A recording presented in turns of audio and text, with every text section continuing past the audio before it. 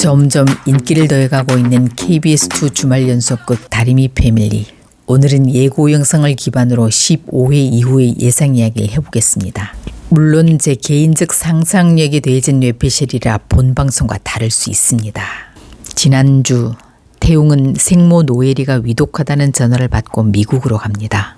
그동안 자신을 버린 부모에 대한 미움이 있었지만 그녀가 죽기 전에 얼굴이라도 한번 보고 싶은 마음에 간 거죠. 그런데 승도는 태웅의 존재를 지금까지 전혀 몰랐고 노엘의 메일을 받고서야 알게 됐습니다. 태웅은 어떨까요? 엄마 노엘이와 접촉이 한 번도 없었을까요? 승돈을 통해서 이제서야 알게 된 걸까요? 지난 회를 되짚어보면 노엘이는 승돈에게 메일을 보낼 때 태웅의 최근 얼굴 사진을 첨부했습니다. 이는 적어도 노엘이가 현재 태웅에 대해 알고 있다는 뜻이죠.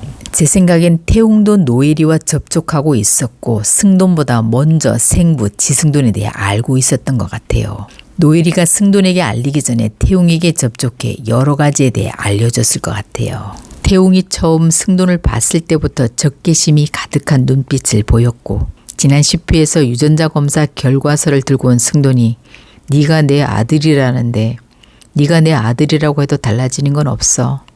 이렇게 말했을 때 태웅은 크게 놀라는 기색이 없었습니다. 단지 그저 자기 할 말만 하고 돌아가 버린 승돈의 차가운 태도에 증오의 눈빛을 드러내며 회사로 찾아가 반격을 가했죠. 돈 좀 있다고 해서 내가 알지도 못하는 여자랑 짜고 뭐라도 할까봐 이렇게 나오시는 것 같은데 나도 돈, 건물 있습니다. 나도 기분 나빠. 당신과 아버지 아들 관계 시작하고 싶지도 않아 이 양반아. 라며 자신의 등기 권리증과 주식 보유 명세서를 책상에 던지며 분노를 터뜨렸습니다.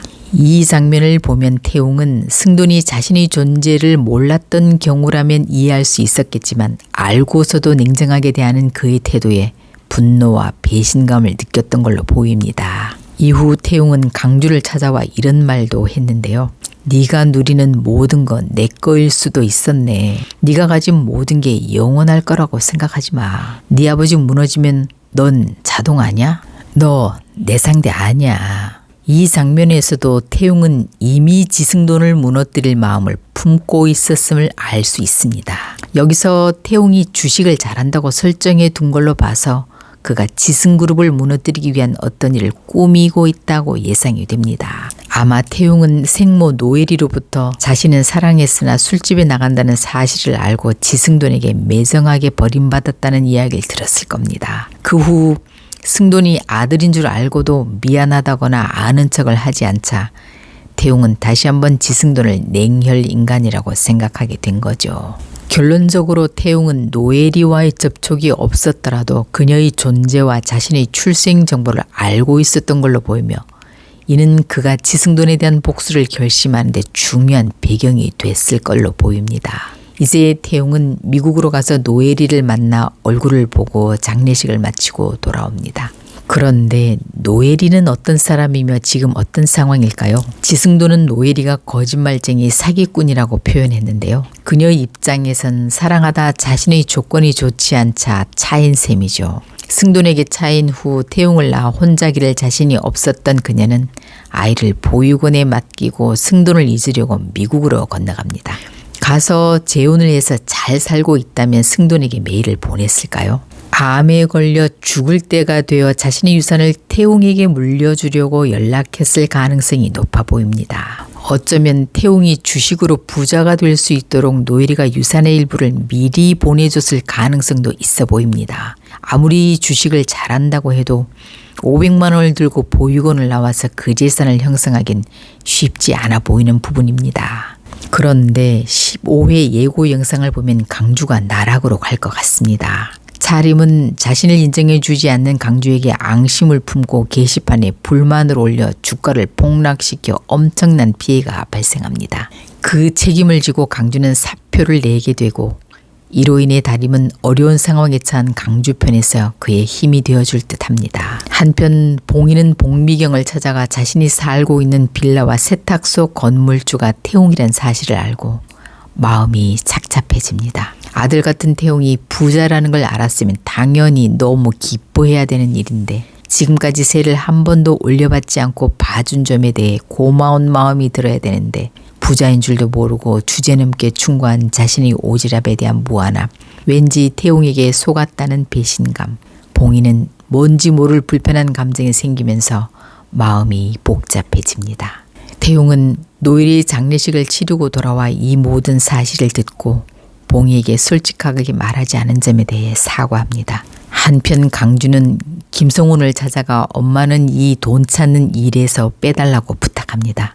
혹시라도 이 일로 엄마가 승돈에게 미움을 사서 가족 관계가 깨질까봐 엄마를 지키고 싶은 속 깊은 아들의 마음이죠. 김성훈은 100억을 훔쳐간 범인이 금고를 부신 걸 보고 용접 기술이 있는 놈 중에서 범인이라 생각해 찾는 중이었는데요. 김성훈은 강주가 세탁소에는 그런 일을 할 만한 인물이 없다고 말했지만 강주가 나간 후 상순과 철순으로부터 얼마 전 미상원에서 만득을 만났던 이야기와 강주가 가져온 1억 원의 1년 번호를 보고 세탁소를 의심하게 됩니다. 한편 다림으로부터 태용의 이야기를 들은 차림은 태용에 대한 태도가 180도 달라지는데요.